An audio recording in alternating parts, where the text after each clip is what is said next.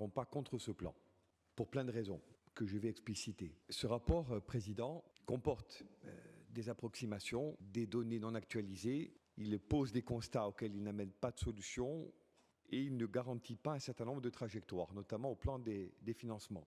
Mais même s'il était plus mauvais encore, nous le voterions.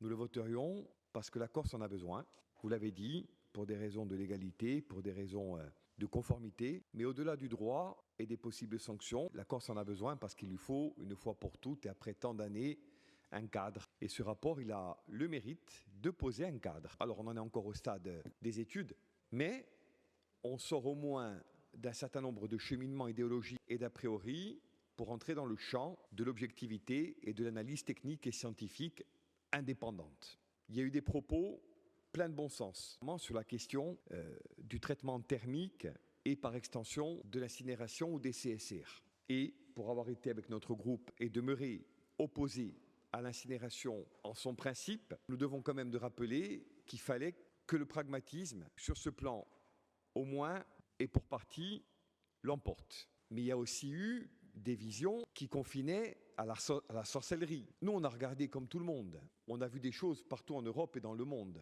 Et on s'est dit qu'à défaut de les importer ou de les dupliquer, on pouvait au moins considérer ce qui se passait de manière objective et dépassionnée. On en prend timidement, mais sûrement, le chemin. On va vous suivre. Deuxième plan, j'entends que partout dans le monde, les questions liées aux déchets soient soumises à des pressions ou à des velléités de type criminel ou mafieux. On n'a rien inventé. Est-ce le cas? Peut-être. Il y a des sujets, des incendies criminels, des problèmes de toute nature. Vraisemblablement, oui. Oui.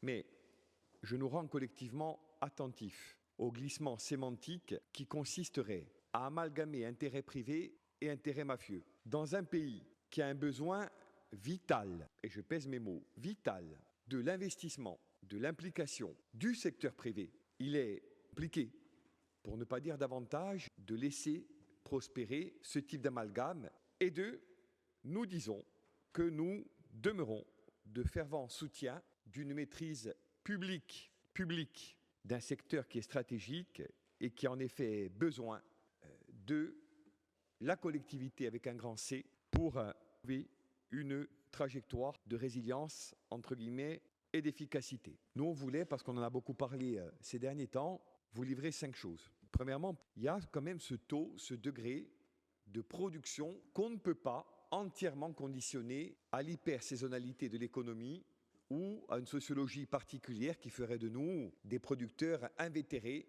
et inlassables de déchets ménagers assimilés. C'est vrai, ce rapport, de ce point de vue-là, souffre d'une expertise. 2, le morcellement des compétences. C'est un défaut de nature. Ça ne peut pas marcher. Même avec le plan, et Dieu sait qu'on aimerait qu'il fonctionne, on sait, vous savez, que tant que l'on aura, et je le dis, y compris pour en parler très régulièrement avec le président du CIVADEC, qui est vice-président de mon interco en charge des déchets, un CIVADEC, des EPCI, un État très présent, notamment au plan des financements, une collectivité, un office de l'environnement, etc., vous serez dans une sédimentation des strates qui rendra possible une trajectoire d'efficacité. Alors, c'est pire sans plan, parce que là, pour le coup, c'est corno de bastonadi. Mais ce ne sera pas nécessairement mieux demain matin, y compris avec un plan clair, bien que perfectible. 3, l'absence de territorialisation des infrastructures de traitement.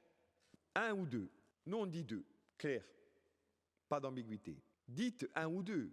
Après, on en débat. Je vous l'ai dit dans mon propos liminaire. Ça ne nous conduira pas à une opposition au rapport. Mais débattons sur des bases dont je rappelle qu'elles ont, à l'instar du débat sur les CSR notamment, été déjà abordées par le passé sans réponse non plus. Disons 1 ou 2. Mais par-delà la question des CSR et des centres de valorisation, vous avez la question de la méthanisation, vous avez la question des autres process dont nous redisons ici avec Avancem ou qu'ils ont vocation à être territorialisés parce que la Corse est un archipel et vous l'avez dit en page 3 ou 4, que son relief particulier demande, ici plus qu'ailleurs, qu'on ait une vision localisée. 4, le manque de soutien aux EPCI, qui est criant. Il est général. Quand vous vous posez la question, je l'ai souvent dit, y compris dans une autre qualité, un autre mandat, une autre fonction, de ce que vous pouvez financer ou pas, et que vous vous interrogez en regardant la courbe à tonnage constant, dressée de façon ininterrompue, vous ne pouvez que vous inquiéter. 5 et enfin, le manque de visibilité sur les CSR, parce qu'on est encore dans une phase pré, études, etc., mais aussi parce que durant la phase transitoire, vous ne chiffrez pas dans le coût de l'exportation, qui va être, on peut le craindre, un coût très élevé. Et on a besoin, là aussi, d'un minimum de clarté. Terminer sur quelques idées constructives au profit d'une approche ouverte et dynamique. 1. Je ne sais pas ce que sont les bénéfices raisonnables. Je sais ce que sont les bénéfices, je sais ce que sont les pertes, je ne sais pas ce que sont les bénéfices raisonnables. Où est-ce que vous mettez le curseur? Comment vous composez les tarifs ou les prix? À quel moment ça commence? À quel moment ça finit? 2. Dès lors que nous ne posons pas, même si le temps nous l'a fourni, d'une photographie étayée de l'existant et de ses carences, quid de la trajectoire de financement de tout ça? Ça va nous coûter des dizaines de millions d'euros.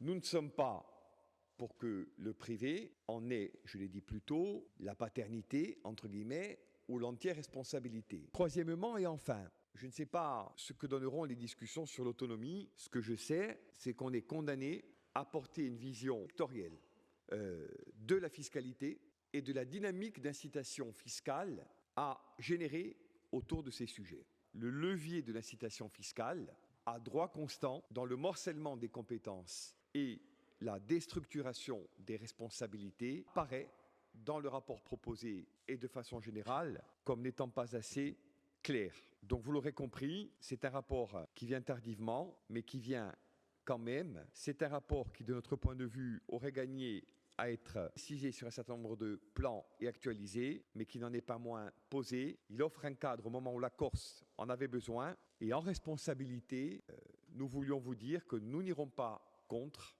et que nous tenterons, fort de ces propositions et d'autres qu'on aura l'occasion de faire plus tard, de l'accompagner dans la mesure de nos moyens et dans le respect des compétences de tous.